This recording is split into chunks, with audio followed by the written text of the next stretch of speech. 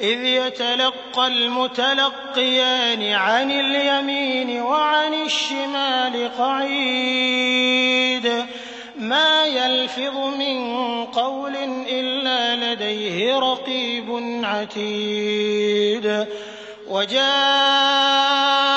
سكرة الموت بالحق ذلك ما كنت منه تحيد إن الحمد لله نحمده ونستعينه ونستغفره ونعوذ بالله من شرور أنفسنا ومن سيئات أعمالنا ونعوذ بالله من شرور أنفسنا ومن سيئات أعمالنا من يهده الله فلا مضل له ومن يضلل فلا هادي له أشهد أن لا إله إلا الله وحده لا شريك له وأشهد أن محمدًا عبده ورسوله أرسله بالهدى ودين الحق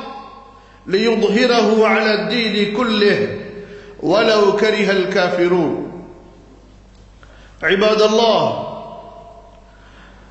اتقوا الله العظيم ألا فقد فاز المتقون حافظوا على الصلوات والصلاة الوسطى وقوموا لله قانتين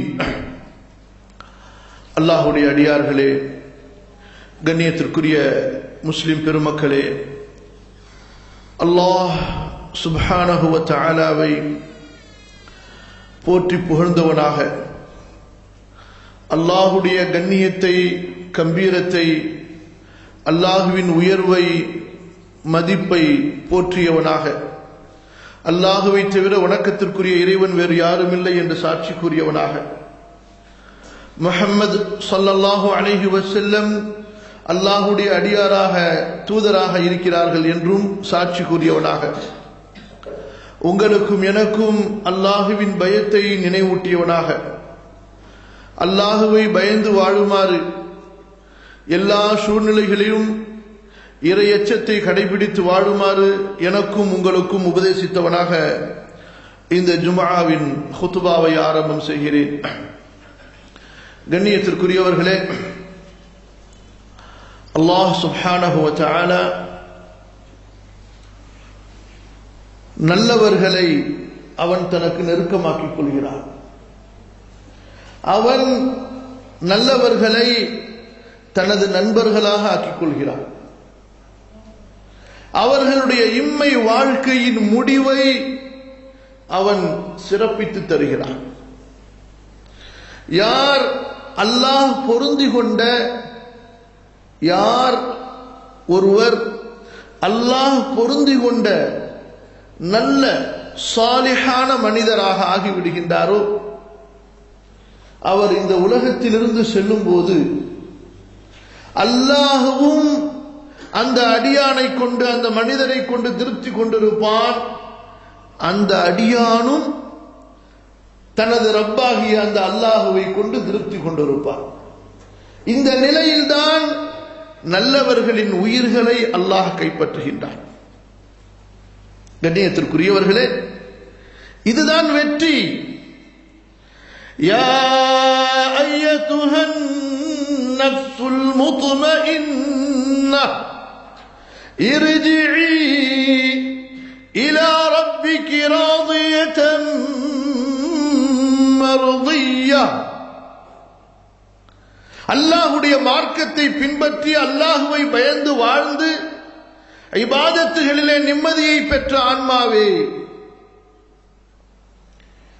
அந்த ஆன்மாவுக்கு சொல்லப்படும் மரண நேரத்தில், நீ உன் இறைவனிடம் திரும்பி வா. நீ உன் இறைவனிடம், உன்னை படைத்தவனிடம், யாரை நீ வணங்கி மன நிம்மதி பெற்றுக் கொண்டிருந்தாயோ அந்த ரப்பிடம் நீ திரும்ப வா. எப்படி வா? ராதியதம் மர்தியா, நீ அவன் மீது திருப்தி அடைந்தவனாக, அவன் உன் மீது திருப்தி அடைந்தவனாக. கண்ணியத்திற்குரியவர்களே, இதற்குத்தான் இந்த வாழ்க்கையின் போராட்டங்கள் எல்லாம். இது கிடைப்பதற்காகத்தான் இந்த வாழ்க்கையிலே நமது தொழுகை, நோன்பு, ஜக்காத், ஹஜ்ஜி, தான தர்மங்கள், எல்லா சிரமங்களும்.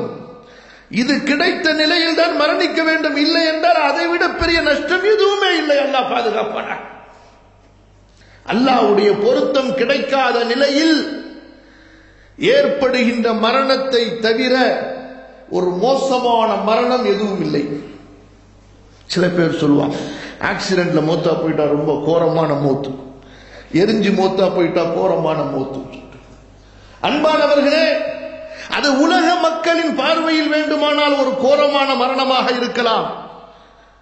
எத்தனையோ நபிமார்கள் படுகொலை செய்யப்பட்டிருக்கிறார்கள். எத்தனையோ நல்லவர்கள் இரண்டாக பிளக்கப்பட்டிருக்கிறார்கள்.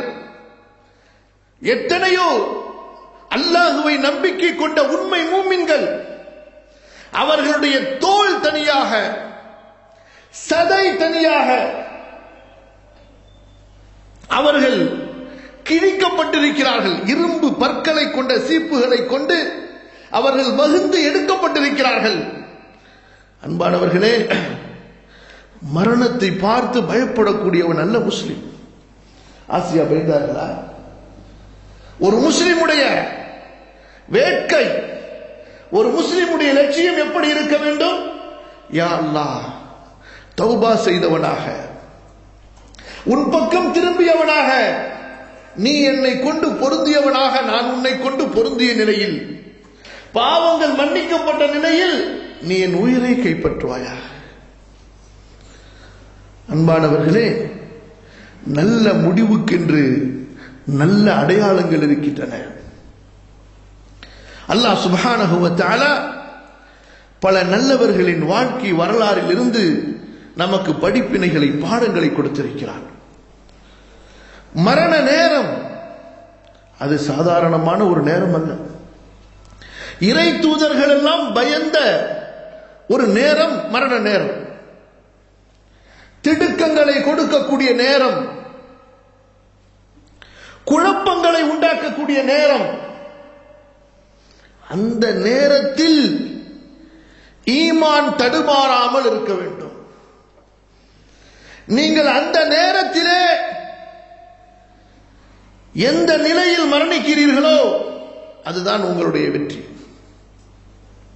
ஆகவேதான் நம்முடைய ஹபீப், உயிரை விட நமக்கு பிரியமான நம்முடைய தூதர் ஸல்லல்லாஹு அலைஹி வஸல்லம் சொன்னார்கள், மன் கான ஆகிரு கலாமிஹி லா இலாஹ இல்லல்லாஹ் தഖலல் ஜன்னஹ்.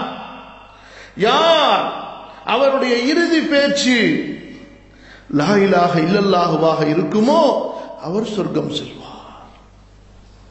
யாருடைய இறுதி பேச்சு லா இலாஹ இல்லல்லாஹுவாக இருக்குமோ அவர் சொர்க்கம் செல்வார். ஆமன்பானவர்களே, ஒவ்வொரு முஸ்லிமும் அந்த துஆவை கேட்க வேண்டும். யா அல்லாஹ், என்னுடைய மரண நேரத்திலே எனக்கு இறை நம்பிக்கையை, ஈமானை கொடு, தடுமாற்றத்தை விட்டு என்னை காப்பாற்று. ஷைத்தான் குழப்பங்களை உண்டாக்கக்கூடிய நேரம் அந்த கடைசி நேரம். அந்த நேரத்திலே நான் தடுமாறாமல் இறை நம்பிக்கையில் உறுதி உடையவனாக, உன்னை பயந்தவனாகவும், உன்னை ஆதரவு வைத்தவனாகவும், உன்னிடத்திலே திரும்புவதில் மகிழ்ச்சி கொண்டவனாகவும் என்னை ஆக்கி வை. கண்ணியத்திற்குரிய நல்லவர்களின் வாழ்க்கை வரலாறுகளை பார்க்கிறோம். ஆரம்பமாக சஹாபாக்கள், தாபிஈன்கள் சிலருடைய வரலாறுகளை பார்த்து, பிறகு ரசூலுல்லாஹ் ஸல்லல்லாஹு அலைஹி வஸல்லமுடைய அந்த இறுதி கட்டத்தையும் இன்ஷா அல்லாஹ் தொடர் ஜுமாக்களிலே நாம் பார்ப்போம். அன்பானவர்களே, அந்த மரண நேரத்தின் இறுதியிலே அந்த நல்லவர்கள், அந்த மகான்கள், மகான்கள் என்றால் அல்லாஹுவை வணங்கி வழிபட்டு தங்களது ஆன்மாக்களை பரிசுத்தமாக்கி கொண்டவர்கள். ஆம் அன்பானவர்களே, அவர்கள் ஆன்மாக்களை பரிசுத்தமாக்கியவர்கள். நாமோ ஆன்மாக்களை அசிங்கப்படுத்தியவர்களாக இருக்கிறோம். அல்லாஹ் பாதுகாப்பானார். நாம் நமது உடலுக்கு, உடைக்கு நாம் இருக்கின்ற இடத்திற்கு அவற்றை சுத்தமாக வைப்பதற்கு கொடுக்கக்கூடிய முக்கியத்துவம் நம்முடைய ஆன்மாக்களை சுத்தமாக வைப்பதற்கு கொடுப்பதில்லை. அல்லாஹ் சொல்கிறான், قد أفلح من زكاها وقد خاب من دساها. ஆன்மாவை சுத்தப்படுத்தியவர் தான் வெற்றி அடைவார். வெற்றி அடைபவர் யார்? ஆன்மாவை, நஃப்ஸை சுத்தப்படுத்தியவர். உடலை சுத்தப்படுத்தியவர் அல்ல, உடையை சுத்தப்படுத்தியவர் அல்ல, இருக்கின்ற இடத்தை சுத்தப்படுத்தியவர் அல்ல. قد أفلح من زكاها. ஏன்?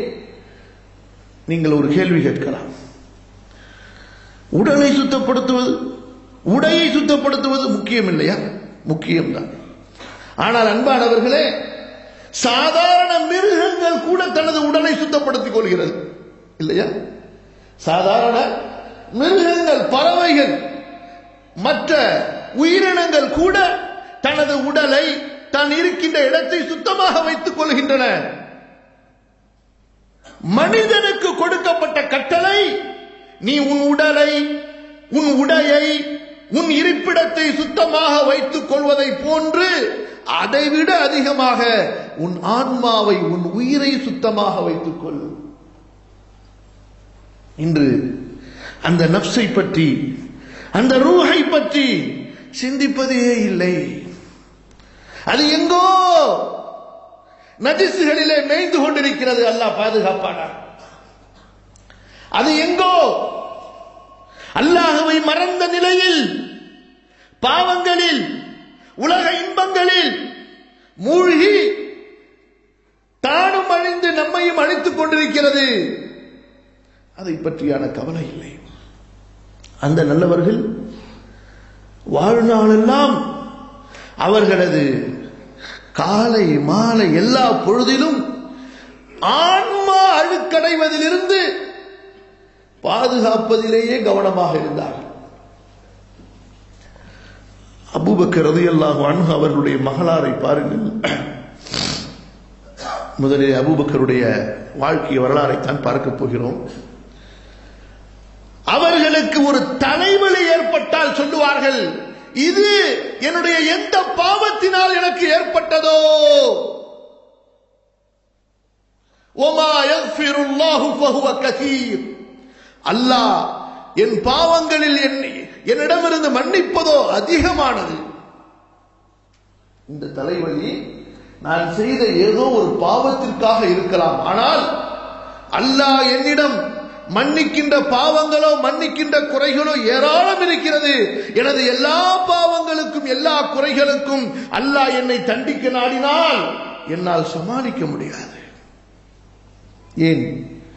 இமாம் ஹசன் பஸ்ரி ரஹிமஹுல்லாவிடம் ஒருவர் வந்து, என்னால் இரவு தொழ முடிவதில்லையே என்று கேட்டபோது, நீ பகலிலே ஏதாவது ஒரு பாவம் செய்திருப்பாய் என்று சொன்னார்கள். பகலில் ஏதாவது ஒரு பாவம் செய்திருப்பாய், ஏதாவது ஒரு பாவம் செய்திருப்பாய். அன்பானவர்களே, அவர்கள் இந்த நஃப்ஸை புரிந்தவர்கள். இந்த நஃப்ஸுடைய வெற்றி எதில் இருக்கிறது, இந்த நஃப்ஸுடைய தோல்வி எதில் இருக்கிறது என்பதை புரிந்தவர்கள், ஆன்மாவை சுத்தப்படுத்தியவர்கள். அவர்கள் நம்மை போன்றவர்கள் அல்ல. அவர்களுடைய லட்சியம் வேறு, அவர்களுடைய குறிக்கோள் வேறு. அவர்களுக்கும் அல்லாஹ்விற்கும் இடையிலே இருந்த உறவுகள், தொடர்புகள் என்பது வேறு.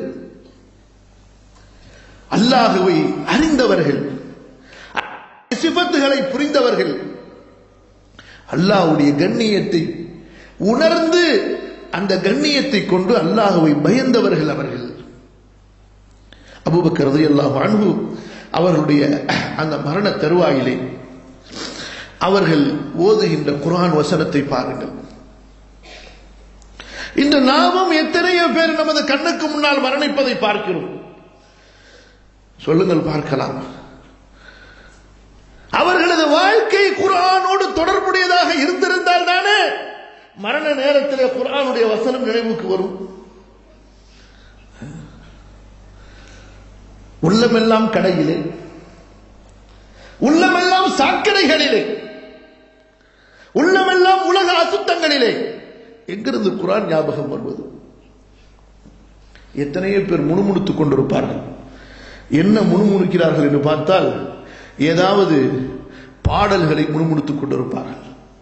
கண்டிப்பாக மரண தருவாயிலே அவர்களுக்கு அந்த பாடல் தான் நினைவுக்கு வரும்.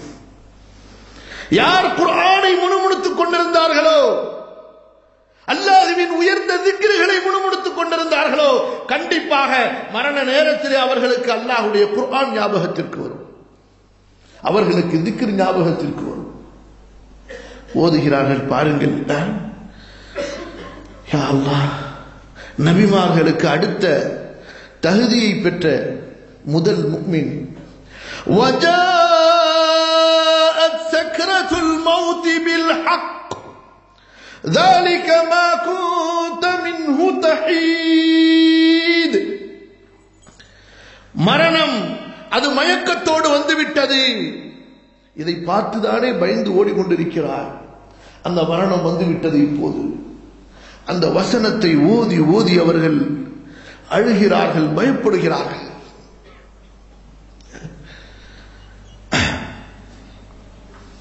இன்று நம்மிலே ஒருவருக்கு மரணம் நெருங்கிவிட்டது என்று சொன்னால் நாம் என்ன சொல்வோம்? என் சொத்தை எல்லாம் விற்றாவது என்னை அமெரிக்காவுக்கு கொண்டு போயாவது மருத்துவம் பார்த்து என்னை வாழ வையுங்கள். என்னமோ இந்த உலகத்திலே நாம் இருந்து என்னமோ சாதித்துக் கொண்டிருப்பதை போன்று, நாம் இல்லை என்றால் இந்த உலகமே நீ இயங்காததை போன்று, இந்த உலகம் என் பக்கம் தேவை உள்ளதாக இருப்பதை போன்று இந்த உலகத்திலே வாழ்வதற்கு நமக்கு ஆசை. கலீஃபா ரசூலுல்லாஹ்வுடைய மரணத்திற்கு பிறகு ஏற்பட்ட அத்தனை குழப்பங்களையும் அல்லாஹ் தஆலா இந்த கலீஃபாவை கொண்டுதான் ஒடுக்கினான், அடக்கினான். இஸ்லாமிய மார்க்கத்தை அல்லாஹ் நிலைநிறுத்தினான். அந்த கலீஃபாவுக்கு சொல்லப்படுகிறது, நாங்கள் மருத்துவர்களை கொண்டு வருகிறோம், அனுமதித்தார்கள் என்று சொன்னார்கள். அந்த மருத்துவன் தானே என்னை நோயாளியாக ஆக்கியிருக்கிறார். என்ன சொல்கிறார்கள்? அந்த மருத்துவன் தான் என்னை நோயாளியாக ஆக்கியிருக்கிறார். எனக்கு நீங்கள் சிகிச்சை பார்க்க வேண்டாம். நான் உங்களோடு வாழ்வதில் விருப்பம் உள்ளவன் இல்லை, எனது நண்பரோடு போய் சேர விரும்புகிறேன். அந்த முஹப்பத் இருந்தது. அவர்கள் சொன்னால் அந்த சொல் உண்மையாக இருக்கும். நாம் சொல்ல முடியுமா? எனக்கு ரசூலுல்லாஹ்வின் மீது பிரியம் என்று சொல்வதற்குண்டான தகுதி இந்த நாவுக்கு இருக்கிறதா? அல்லாஹ் பாதுகாக்க வேண்டும். நம்முடைய குற்றங்கள், குறைகள், அலட்சியங்களில் இருந்து நம்மை சுத்தப்படுத்த வேண்டும். அடுத்து பாருங்கள் அன்பானவர்களே, ரசூலுல்லாஹ்வுடைய தோழர் கலீஃபா, உலக முஸ்லிம்கள் எல்லாம், ஈமானை ஏற்றுக்கொண்ட மூமின்கள் எல்லாம் ஒரு மனதோடு கண்ணியப்படுத்துகின்ற தோழர். அங்கே பணிவை பாருங்கள். இன்று இந்த பெருமைதான் அன்பானவர்களே நம்மை ஆட்டி படைத்துக் கொண்டிருக்கிறது. ஆணவம், கர்வம், மமதை, செருக்கு, பெருமை எல்லாம் இருக்கிறது. பணத்தால், பதவியால், கல்வியால், அழகால், ஆற்றலால், ஆடம்பரத்தால், தனக்கு இருக்கின்ற மதிப்பு மரியாதையால் மனிதனுக்கு பெருமை. அல்லாஹ்விற்கு முன்னால் கூட பணிய விடாமல் இன்று ஒருவனை தடுத்துக் கொண்டிருக்கிறது என்றால் எவ்வளவு மோசமான பெருமை இந்த உள்ளங்களிலே குடிகொண்டிருக்கிறது பாருங்கள். அல்லாஹ் பாதுகாக்க வேண்டும். இன்று நமது கண்களை அழுகையிலிருந்து தடுக்கக்கூடியது எது? நம்முடைய சுஜூதிலே நமக்கு இன்பத்தை கொடுக்காதது எது? நம்முடைய தொழுகையில் நாம் நிற்கும் போது அந்த இன்பத்தை நாம் அடைய முடியாமல் தடுப்பது எது? உள்ளத்தில் உள்ள பெருமை. அடிமை என்ற உணர்வோடு அந்த ரப்புக்கு முன்னால் நின்று பாருங்கள், நிற்பதிலே உங்களுக்கு இன்பம் வரும். அடிமை என்ற உணர்வோடு ருக்கு செய்து பாருங்கள், முதுகை தூக்காமல் இப்படியே மௌத்தாகி விடலாம் என்று எண்ணம் வரும். அடிமை என்ற உணர்வோடு சுஜூது செய்து பாருங்கள், யா அல்லாஹ் இந்த சுஜூதை எனக்கு இறுதி சுஜூதாக ஆக்கிவிடு என்று துஆ செய்ய மனம் வரும்.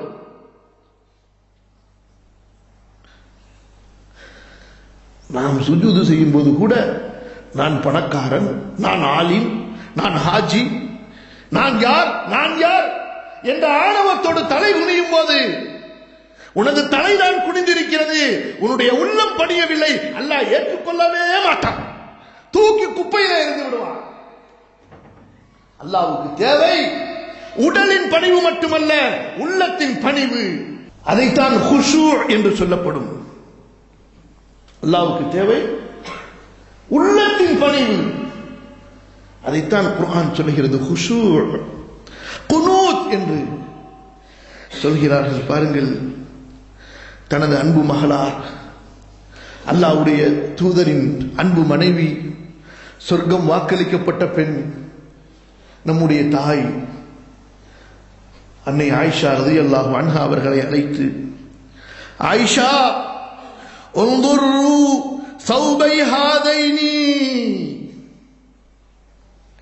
நான் இப்போது எந்த ஆடையில் மரணிக்கிறேனோ அந்த ஆடையை பாருங்கள். நான் மரணிக்கின்ற நேரத்தில் அது அசுத்தமாக இருக்கிறதா அசுத்தமாகாமல் இருக்கிறதா? ஏனென்றால் உயிர் பிரியும் போது உடல் தளர்ந்துவிடும், நரம்புகள் எல்லாம் பிடிப்புகள் எல்லாம் தளர்ந்துவிடும், அசுத்தங்கள் வெளியாகுவதற்கு வாய்ப்பு இருக்கிறது. அப்படி அசுத்தங்கள் வெளியாக இருக்குமேனால் இந்த ஆடையை உடனடியாக கழுவிக் கொள்ளுங்கள். என்னை குளிப்பாட்டும் போது அணிந்திருக்கின்ற ஆடையை கழட்டிவிட்டு குளிப்பாட்டுவதற்காக ஒரு ஆடையை போர்த்தி குளிப்பாட்டுவது, இதுதான் இஸ்லாமிய வழக்கம். அப்படி இந்த ஆடையை கழட்டி என்னை நீங்கள் குளிப்பாட்டும் போது இந்த ஆடையை பாருங்கள், இதை நீங்கள் சுத்தம் செய்து காய வைத்துக் கொள்ளுங்கள்.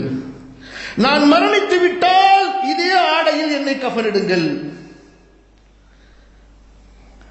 என்ன பணிவு பாருங்கள், என்ன பயம் பாருங்கள். சொன்னார்கள், ஃபஇன்னல் ஹய்ய அவுலா பில் ஜதீதி மினல் மையித். புதிய ஆடைக்கு உயிருள்ளவர்கள் தான் தகுதியானவர்கள், மையத்தாக கூடிய நான் அல்ல. புதிய ஆடைக்கு தகுதி உள்ளவர்கள் யார்? உயிருள்ளவர்கள், மையத்தாக போகக்கூடிய நான் அல்ல. அதற்கு பிறகு இன்னும் மரண நேரம் நெருங்க நெருங்க தனது நண்பர் ரசூலுல்லாஹ்வுடைய தோழர் உமரை அழைக்கிறார்கள். உமரே, நான் உனக்கு ஒரு வசியத்து செய்கிறேன், அந்த வசியத்தை நீ ஏற்றுக்கொள். அன்பானவர்களை, இப்படியெல்லாம் வசியத்து செய்யக்கூடிய அளவுக்கு ஒரு மரணம் இன்று நமக்கு மத்தியிலே யாருக்காவது ஏற்படுகிறதா? எங்கு பார்த்தாலும் அகால மரணங்கள். நான் பொதுவாக, அதாவது திடீரென்று ஆபத்துகளிலோ அல்லது ஹார்ட் அட்டாக்குகளிலோ அல்லது வேறு விதமான விபத்துகளிலோ நடக்கக்கூடிய மரணத்தை சொல்லவில்லை. சாதாரணமாக வீட்டிலிருந்து மரணிக்கின்ற மனிதர்களுக்கு கூட இப்படிப்பட்ட நிலைகள் எல்லாம் ஏற்படாமல் அவர்கள் மரணத்தை சந்திக்கின்றார்களே, அப்போ ஏதோ ஒரு குறை, ஏதோ ஒரு பிரச்சனை நமக்குள் இருக்கிறது. மரணத்தை பற்றி எதிர்பார்க்காதவர்களாகவே நாம் இருக்கிறோம். அப்படி எதிர்பார்த்திருந்தால் அந்த மரணம் வரும்போது அதற்குரிய உணர்வை அல்லாஹ் முன்கூட்டியே கொடுத்திருப்பார். அதை எதிர்பார்க்காமலேயே இருக்கின்ற காரணத்தினால்தான் அந்த உணர்வே இல்லாமல் இருக்கின்ற நிலையில் மரணம் வந்து நம்மை கவ்விக்கொண்டு சென்று விடுகிறது. உமரிடத்திலே சொல்கிறார்கள், உமரே, நான் உனக்கு நசீஹத் செய்கிறேன். இன்ன லில்லாஹி அஸ்ஸ வ ஜல்ல ஹக்கன் பில்லைல் லா யக்பலுஹு பின்னஹார். அல்லாஹ்வுக்கு நீ செய்ய வேண்டிய கடமை இரவு காலங்களில் என்று தனியாக இருக்கிறது. அந்த கடமையை பகலில் நீ செய்தால் ஏற்றுக்கொள்ள மாட்டான். வ இன்ன லில்லாஹி ஹக்கன் பின்னஹார் லா யக்பலுஹு பில்லைல்.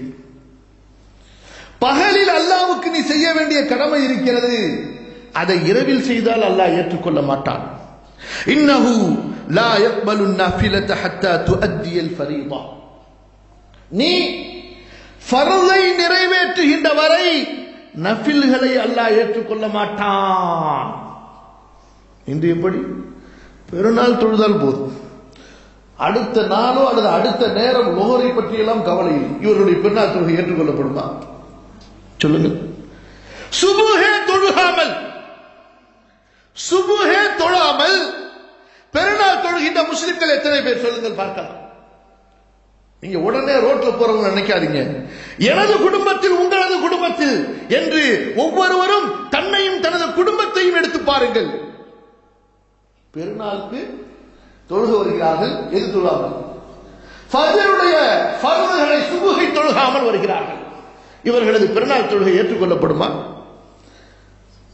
அல்லது அப்படியே சுபுகையும் தொழுது பெருநாளையும் தொழுதால் கூட லொஹருக்கு பள்ளிக்கு போக மாட்டேன் தொழ மாட்டேன் என்ற கொள்கையில் இருக்கிறார். இன்னையோடு எனது தொழுகை முடிந்து விட்டது, இந்த பெருநாளோடு என்னுடைய வணக்க வழிபாடுகள் முடிந்து விட்டது என்ற கொள்கையில் இருக்கிறார். இனி அடுத்த ரமதான் வரும் பொழுது, அடுத்த வெள்ளிக்கிழமை வரும்போது பார்க்கலாம் என்று இவர்களுடைய தொழுகை ஏற்றுக்கொள்ளப்படும். கண்டிப்பாக ஏற்றுக்கொள்ளப்படாது. அப்படி ஒரு தொழுகையை அல்லாஹ் வைக்கவே இல்லை. சொல்கின்றார்கள், நீ ஃபர்லை நிறைவேற்றாத வரை நஃபிலை அல்லாஹ் ஏற்றுக்கொள்ள மாட்டான்.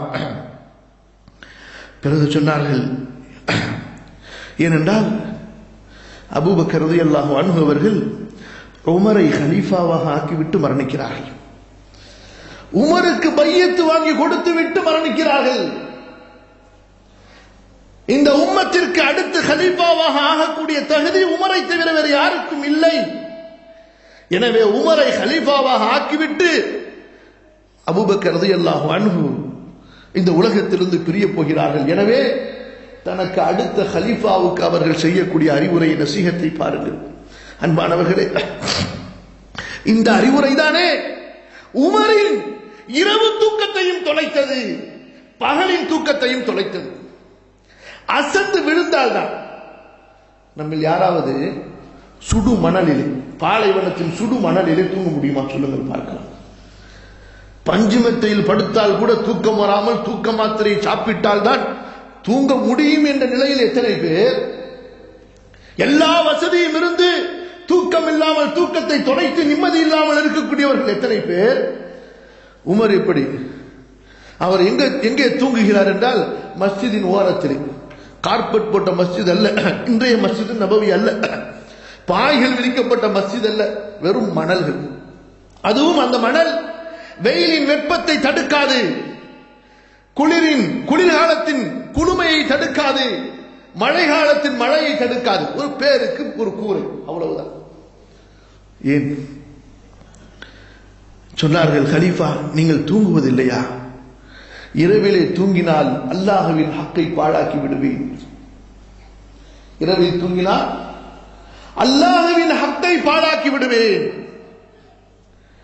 பகலிலே தூங்கினால் அடியார்களின் ஹக்கை பாழாக்கி விடுவேன். அந்த பயம் என்னை தூங்க விடாமல் செய்கிறது, அந்த பயம் என்னை தூங்க விடாமல் செய்கிறது. அசந்து விழுந்தால் தான் உண்டு. எப்படி அசந்து இனி நடக்க முடியாது, 24 மணி நேரத்தில் கொஞ்சமாவது கண் தானாக அயர்ந்தே ஆகும். அப்படி ஒரு நிலையில் தூங்கினால் தான் உண்டு. இந்த நசீகத்தை நினைத்து பாருங்கள். இதுதானே உமரை அப்படி மாற்றியது.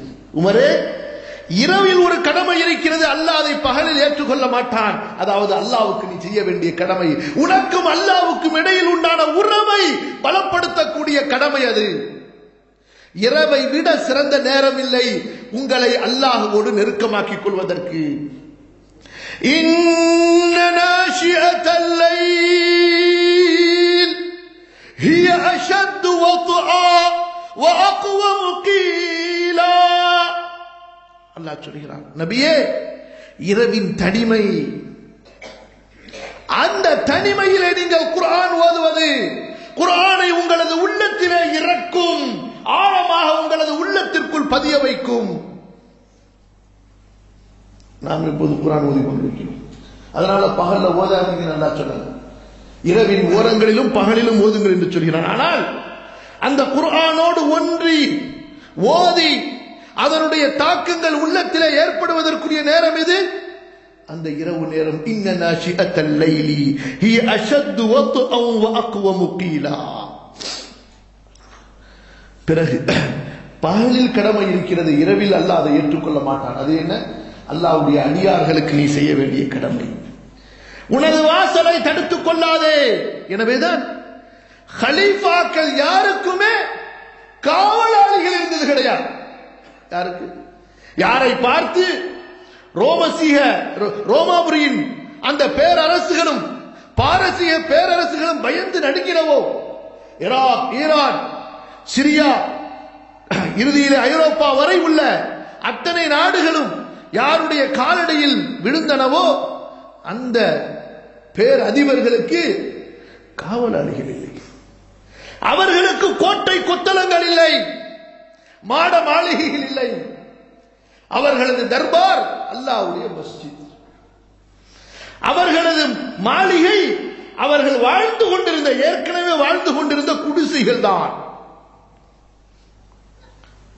ஆனால் அன்பானவர்களே, அல்லாஹ்வை அவர்கள் பயந்தார்கள், எனவே மக்கள் அவர்களை பயந்தார்கள்.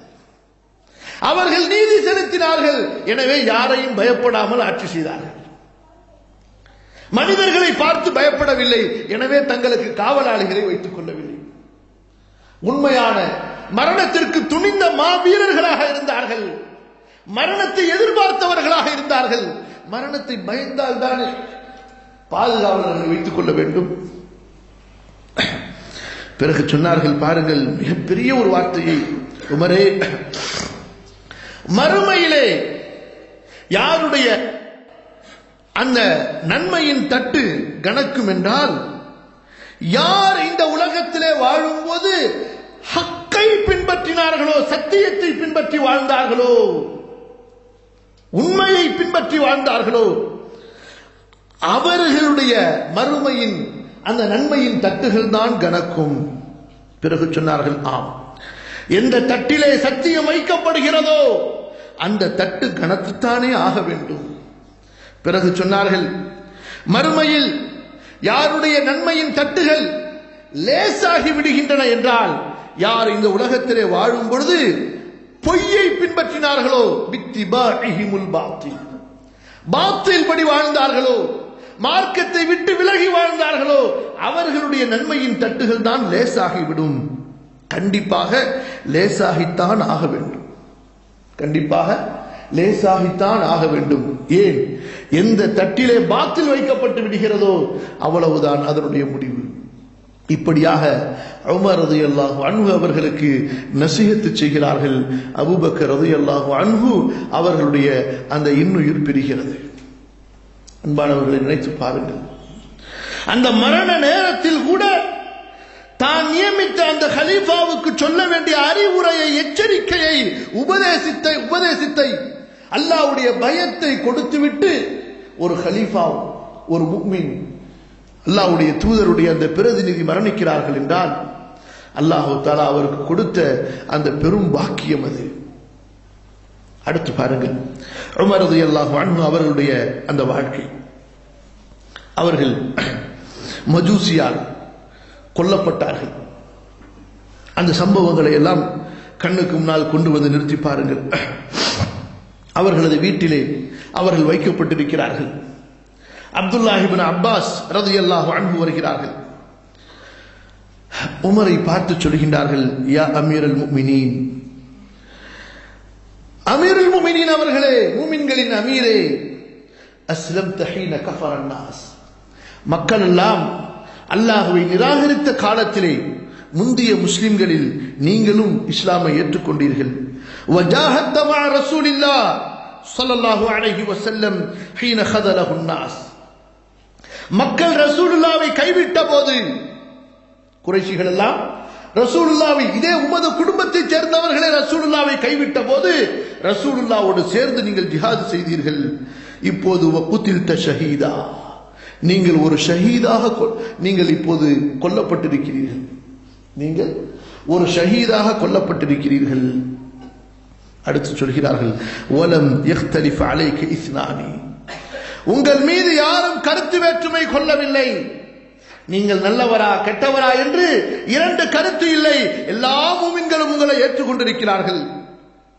இன்று நமக்கு அந்த பாக்கியம் கிடைக்குமா? நம்மை ஒருவர் நல்லவர் என்று சொன்னார், இன்னொருவர் இவரை விட கெட்டவர் யாரும் இல்லை என்று சொல்வார். சஹாபாக்களை பொறுத்தவரை அப்படி அல்ல. ஏனென்றால் அவர்களுடைய வாழ்க்கையிலே அவர்களுக்கு இருந்ததெல்லாம் ஒரே பக்கம் தான். ஏன்? அவர்கள் அல்லாஹ்வை மட்டுமே திருப்திப்படுத்தினார்கள், அல்லாஹ்வை மட்டுமே பயந்தார்கள். எனவே அவர்களது வாழ்க்கை எப்போதும் ஒரே மாதிரியாக இருந்தது. பிறகு சொன்னார்கள், உமரே, அமீருல் முஃமினீன் அவர்களே, وَتُوفِيَ رَسُولُ اللَّهِ صَلَّى اللَّهُ عَلَيْهِ وَسَلَّمَ وَهُوَ عَنْكَ رَاضٍ. அல்லாஹ்வுடைய தூதர் மரணிக்கும் போது உங்களை கொண்டு திருப்தி கொண்ட நிலையிலே மரணித்தார்கள். இவ்வளவு பெரிய பாக்கியம். இப்னு அப்பாஸை பக்கத்திலே அழைத்து, என்ன சொன்னாய், திரும்ப சொல் என்று சொல்கிறார்கள். மயக்க நிலையிலே இருக்கிறார்கள். நீ சொன்ன வார்த்தையை திரும்ப சொல் என்று. இத்தோடு நிறுத்திக் கொண்டால் நாம் எல்லாம் என்ன புரிந்து கொள்வோம் என்றால், உமர் ரலியல்லாஹு அன்ஹு அவர்கள் இப்னு அப்பாஸ் புகழ்ந்ததை ஏற்றுக்கொண்டார்கள், விரும்பினார்கள் என்று. அன்பானவர்களை, அடுத்து பாருங்கள், இப்னு அப்பாஸ் சொல்கிறார் திரும்ப அதே வார்த்தையை. அப்போது உமருடைய பதிலை பாருங்கள். அல் மக்ரூரு மன் கரர்துமுஹு, இப்படித்தான் புகழ்ந்து நீங்கள் மக்களை ஏமாற்றிக் கொண்டிருக்கிறீர்கள். என்ன வார்த்தை! அல் மக்ரூரு மன் கரர்துமுஹு, இப்படி புகழ்ந்து என்னை ஏமாற்ற பார்க்கிறீர்களா? நானோ எனது இந்த மரண நிலையை நினைத்து பயந்து கொண்டிருக்கிறேன். சூரியன் உதிக்கின்ற இந்த உலக சொத்துக்கள் எல்லாம் எனக்கு இருந்திருந்தாலும் அதை கொடுத்தாவது இந்த மரண நேரத்தில் நான் பார்க்கின்ற அந்த காட்சிகள் இருந்து அல்லாஹ்விடத்திலே விடுதலை பெற்றிருப்பேன். அப்படிப்பட்ட திடுக்கம் அன்பானவர்களே, மரணத்தின் திடுக்கம் என்பது சாதாரணமான திடுக்கம் அல்ல. என்ன சொன்னார்கள்? அப்படியா, அந்த புகழை ஏற்றுக்கொண்டு தன்னை உயர்த்தினார்களா? பெரிய கலீஃபா அபூபக்கரும் அப்படித்தான், உமரும் அப்படித்தான், உஸ்மானும் அப்படித்தான், அலியும் அப்படித்தான் ரலியல்லாஹு அன்ஹு. ரசூலுல்லாஹ்விடமிருந்து அவர்கள் பெற்ற அந்த பணிவு, ரசூலுல்லாஹி ஸல்லல்லாஹு அலைஹி வஸல்லம் அவர்களிடமிருந்து அவர்கள் படித்த அந்த பணிவு, புகழை கொண்டு ஏமாறக்கூடியவர்கள் அல்ல. இன்று நம்மில் யாரையாவது ஒருவரை பார்த்து மாஷா அல்லாஹ் உங்களை மாதிரி ஆகுமான்னு சொன்னா அவ்வளவுதான், அவருக்கு நெஞ்சு இன்னும் கொஞ்சம் பெருசா போயிடும். அவருடைய முகமெல்லாம் அப்படியே மடந்து போயிடும். குறைய சொன்னா அப்படி இந்த தொட்டா சினிங்கின்னு ஒரு செடி இருக்கு பாருங்க, தொட்டவுன்னு அப்படியே சுருங்கி போயிடும். ஏன் அன்பானவர்களே, நாம் நினைத்துக் கொண்டிருக்கிறோம் என்னிலே நன்மையை தவிர எதுவுமே இல்லை என்று. நல்லவர்கள் அவர்களிலே நன்மையை தவிர எதுவுமே இல்லை, இருந்தாலும் குறைகளை கொண்டு நிரம்பியவர்கள் என்று தங்களை எப்போதும் அவர்கள் நினைத்துக் கொண்டே இருந்தார்கள். இதுதான் வித்தியாசம். சொன்னார்கள், ஏமாற்ற பார்க்கிறீர்கள், ஆனால் இப்போதுள்ள எனது நிலையை கண்டு நான் பயந்து கொண்டிருக்கிறேன். இந்த உலகம் எல்லாம் எனக்கு சொந்தமாக இருந்திருந்தாலும் இதை கொடுத்து நான் பாதுகாப்பு தேடி இருப்பேன், இதை தர்மம் செய்து நான் பாதுகாப்பு தேடி. நான் என்ன சொல்லுவோம், இதையெல்லாம் சீட்டிக்கு செலவழிச்சாவது மௌத்திலிருந்து தப்பிக்க பார்த்திருப்போம் சொல்லிட்டு. நரக நெருப்பின் வேதனையிலிருந்து, அல்லாஹ்வின் தண்டனையிலிருந்து நான் தப்பிக்க முயற்சி செய்வேன். அடுத்து பாருங்க அன்பானவர்களே, உமருடைய மகனார் ரசூலுல்லாஹ்வுடைய தோழர் அப்துல்லாஹ் இப்னு உமர், அவருடைய மடியிலே அந்த தலை இருக்கிறது. யாருடைய தலை? ஹலீஃபா அமீருல் முஃமினீனுடைய தலை. நபியினுடைய தோழர் மட்டுமல்ல, தன்னுடைய மகனார். வணக்கத்திலேயே உருவான ஒரு சஹாபி. ரசூலுல்லாஹ்வை நேசிப்பதில் சஹாபாக்களில் தனி இடம் பிடித்த ஒரு தோழர் அப்துல்லாஹ் இப்னு உமர். அவருடைய மடியிலே தலை இருக்கிறது. இந்த நேரத்தில் பாருங்கள், கலீஃபா சொல்லுகின்றார்கள், என் தலையை கீழே வை, என் தலையை கீழே. என்ன, அவர்களது வீடுகள் எல்லாம் நமது வீடுகள் மாதிரி நல்ல மார்பிள் போட்டு, மொசைக் போட்டு, நல்ல கிரைனட் கல்லுகள் போட்டு பதிச்சு, அது மட்டும் இல்லாம அதுக்கு மேல கார்பெட் போட்டு, அதுக்கு மேல கட்டில் போட்டு மெத்த போட்டு இருந்த வீடுகளா? மண் குடிசை, கீழே மண். அந்த காலத்தில் கிராமங்கள் எல்லாம் இருந்திருக்கும், பார்த்திருப்பீங்க. நம்மள சிலர் கூட அந்த மாதிரி இடங்கள்ல வசிச்சிருக்கலாம். கீழே மண், அவ்வளவு சுத்தி குடிசை. இதுதான் கலீஃபாவுடைய வீடு. அதுலதான் உட்கார்ந்து இருக்கிறாங்க, தனி விரிப்புலாம் ஒண்ணும் கிடையாது. மடியில இருக்கு தலை. சொன்னார்கள், அப்துல்லா என் தலையை கீழே வைன்னு சொல்லிட்டு. ஒரு குழந்தை, ஒரு பிள்ளை தன்னுடைய தந்தையுடைய மரண நேரத்தில் தந்தை இப்படி குத்துப்பட்டு, ஒரு மஜூசியால குத்தப்பட்டு அவர் இருக்கும்போது பொதுவா ஒரு பிரியமுள்ள பாசமுள்ள கட்டுப்பட்டு கஷ்டப்பட்டு இருக்கக்கூடிய ஒரு குழந்தை, ஒரு மகனுக்கு எவ்வளவு வேதனை இருக்கும். அதிலும் உமரோ தனது தந்தை மட்டுமல்ல, உமரை நேசிக்கவில்லை என்றால் சொர்க்கமே கிடைக்காது. உமரை நேசிக்கவில்லை என்றால் அல்லாஹ்வுடைய தூதரின் நேசமே கிடைக்காது. உமரை நேசிக்கவில்லை என்றால் ஈமானே இருக்காது. அப்படிப்பட்ட ஒரு தோழர் கலீஃபா, அவருடைய அந்த நிலையிலே அப்துல்லாஹ் இப்னு உமருடைய நிலை எப்படி இருந்திருக்கும்? தலையை மடியிலே வைத்து அந்த ஏக்கத்தோடு பார்த்து கொண்டிருக்கிறார்கள். கலீஃபா சொல்கிறார்கள், தலையை கீழே வைச்சு சொல்றாங்க, தலை மடியில இருந்தா என்ன கீழே இருந்தா என்னன்னு சொல்லிட்டு பாருங்கள். தந்தையின் பதிலை, உனக்கு தாய் இல்லாமல் போகட்டும், நான் சொல்றேன் தலையை கீழே வைன்னு சொல்லிட்டு. ஏன், என்ன அர்த்தத்தில் சொன்னார்கள்? அவர்களுடைய அந்த பணிவு. நான் மௌத்தா போகக்கூடிய சாதாரண ஒரு மையத்து, எனது தலை இப்போது உனது மடியில் வைப்பதற்கு கூட தகுதி இல்லை, இந்த மண்ணில் வச்சிரு. என்ன பணிவுங்க? நான் இன்னும் கொஞ்ச நேரத்தில் மௌத்தா போறேன், என்ன மண்ணில் வச்சிரு. மின்ஹா خلقناكم وفيها نعيدكم ومنها نخرجكم تارة أخرى. இந்த மண்ணிலிருந்து தான் உங்களை படைத்தோம், இந்த மண்ணிலிருந்து தான் இந்த மண்ணிலே கொண்டு போய் உங்களை சேர்ப்போம். والله أنبتكم من الأرض نباتا ثم يعيدكم فيها ويخرجكم. அல்லாஹ் உங்களை மண்ணிலிருந்து படைத்தான், இந்த மண்ணுக்கு திரும்ப கொண்டு வருவான். நம்ம மண்ணிலேயே சஜிதா செய்யறதே இல்லையே, மண்ணிலேயே உட்கார்றதே இல்லையே, எங்க இருந்து மண்ணு நமக்கு ஞாபகத்துக்கு வர்றது? மண்ணு நமக்கு எங்க இருந்து ஞாபகத்துக்கு வருது? மண்ணை என்னமோ நஜிசுன்னு வச்சிருக்கோம். ரொம்ப பேரு மண்ணை நஜிசுன்னு வச்சிருக்கோம். சஜிதா செய்யற இடத்துல பாய்க்கு மேல மண் இருந்தாலும் கூட சஜிதா செஞ்சு உட்கார்ந்தவனே அந்த மண்ணை தொடப்பார், திரும்ப சஜிதா போய் எந்திரிச்சவனே அந்த மண்ணை தொடப்பார். சுஜூத் தொழுகையில சலாம் கொடுக்கிற வரைக்கும் நெத்தில ஒட்டி இருக்கிற மண்ணை தொடச்சுக்கிட்டே இருப்பார். அந்த அளவுக்கு உள்ளத்திலே பெருமை, மண்ணு படக்கூடாதுன்னு சொல்லிட்டு சொன்னார்கள். மண்ணை வைப்பா கீழே வச்சுட்டு சொல்கிறார்கள், பாருங்கள், வைலி வவைல உம்மி இல்லம் யர்ஹம்னி ரப்பி அஸ்ஸ வஜல். நான் அழிந்து போய் விடுவேன், எனது தாயும் அழிந்து போய் விடுவாள், இந்த நேரத்தில் அல்லாஹ் என் மீது கருணை காட்டவில்லை என்றால். இப்படியாக கொஞ்சம் கொஞ்சமாக மரண தருவாய் நெருங்கிக் கொண்டே இருக்கிறது. அந்த நேரத்திலே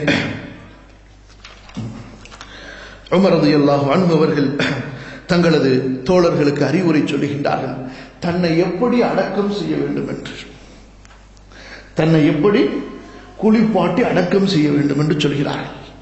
அப்படி சொல்கின்ற அந்த வாக்கியங்களிலே ஒன்றை பாருங்கள், நான் இறந்து விட்டால் உடனடியாக யாருக்கும் சொல்லி அனுப்பாதீர்கள். ஏன், எங்கெங்கெல்லாம் தளபதிகள் இருக்கிறார்கள். என்னை சீக்கிரமாக குளிப்பாட்டி கழுகி கஃனிட்டு விரைவாக கொண்டு போய் என்னை அடக்கம் செய்து விடுங்கள். நான் நல்லவனாக இருந்தால் என்னை எனது நன்மையின் பக்கம் விரைவாக கொண்டு போய் சேர்த்து விடுங்கள். நானோ தீயவனாக இருந்தால் நீங்கள் அந்த தீயவனை உங்களது தோளிலிருந்து சீக்கிரம் இறக்கி வைப்பதுதான் நல்லது. நானோ தீயவனாக இருந்தால் அந்த தீயவனை நீங்கள் விரைவாக உங்களது தோளிலிருந்து இறக்கி வைப்பதுதான் சரியானது. அதற்கு மட்டுமல்ல, இன்னும் சொன்னார்கள், நான் என்னுடைய தோழர்களோடு அடக்கம் செய்ய விரும்புகிறேன். அதற்கு நீங்கள் என்ன செய்ய வேண்டும்? நம்முடைய தாய் ஆயிஷாவிடத்தில் அனுமதி கேளுங்கள். அதுவும் அமீருல் முஃமினீன் கலீஃபா உமர் கேட்டார் என்று சொல்லாதீர்கள். ஹத்தாபுடைய மகன் உமர் அனுமதி கேட்கிறார். நீங்கள் அனுமதி கொடுத்தால் அபூபக்கருக்கு அருகிலே அடக்கம் செய்ய வேண்டும் என்று ஆயிஷா ரலியல்லாஹு அன்ஹா சொல்லுகின்றார்கள், நான் அந்த இடத்திலே அடக்கம் செய்யப்பட வேண்டும் என்று விரும்பி இருந்தேன். ஆனால் உமர் கேட்டதற்கு பிறகு என்னால் மறுக்க முடியவில்லை. அனுமதி தருகிறார்கள். அந்த அனுமதி கலீஃபா உமரிடத்திலே வந்து சொல்லப்படுகிறது. மீண்டும் சொல்கிறார்கள், இப்போது அனுமதி கொடுத்து விட்டார் நமது தாய். நான் இறந்து கண்ணை மூடியதற்கு பிறகு குளிப்பாட்டி என்னை அடக்கம் செய்யும் போது கூட நீங்கள் எடுத்து சென்று மீண்டும் அனுமதி கேளுங்கள். அப்படி அனுமதி கொடுத்தால் அடக்கம் செய்யுங்கள், இல்லை என்றால் முஸ்லிம்களுடைய பொது கபரிலே என்னை அடக்கம் செய்து விடுங்கள். அன்பானவர்களே, இப்படி நல்லவர்களுடைய வாழ்க்கை வரலாறிலிருந்து நாம் படிக்க வேண்டிய நிறைய படிப்பினைகள். மரண தருவாயிலே அவர்கள் மக்களோடு நடந்து கொண்ட அந்த நடைமுறைகள், அல்லாஹ்வோடு நடந்து கொண்ட அந்த நடைமுறைகள், அல்லாஹ்வை பயந்த அந்த பயம். கண்ணியத்திற்குரியவர்களே, அந்த பயம் இன்று நமக்கு வேண்டும்.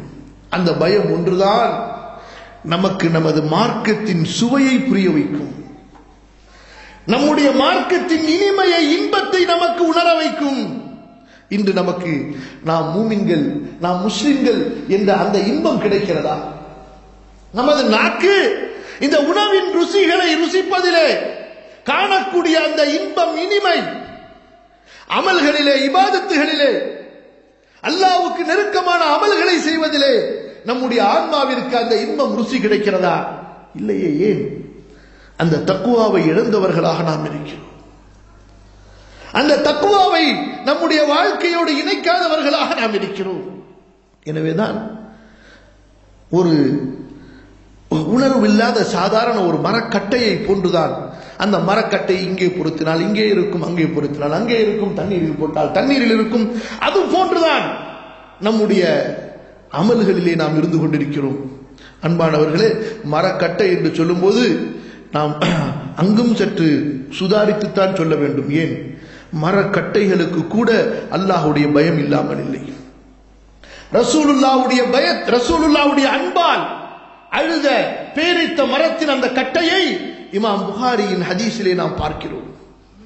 ரசூலுல்லாஹி ஸல்லல்லாஹு அலைஹி வஸல்லம் குதுபா கொடுத்துக் கொண்டிருந்த அந்த பேரித்த மரத்தின் அடிக்கட்டை மிம்பர் அமைக்கப்பட்டு விட்ட போது அதை பள்ளியின் ஓரத்திலே வைக்கிறார்கள்.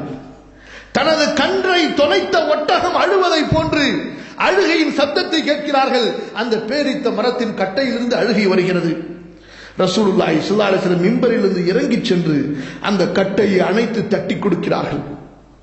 இமாம் ஹசன் பஸ்ரி சொல்லுகின்றார்கள், மூமின்களே, ஒரு மரக்கட்டை நம்முடைய ரசூலை நினைத்து அவருடைய பிரிவால் அழுகிறது என்றால், மூமின்களே, அந்த நபியின் பிரிவால் அழுவதற்கு நீங்கள் அல்லவா முதல் தகுதி உடையவர்கள்.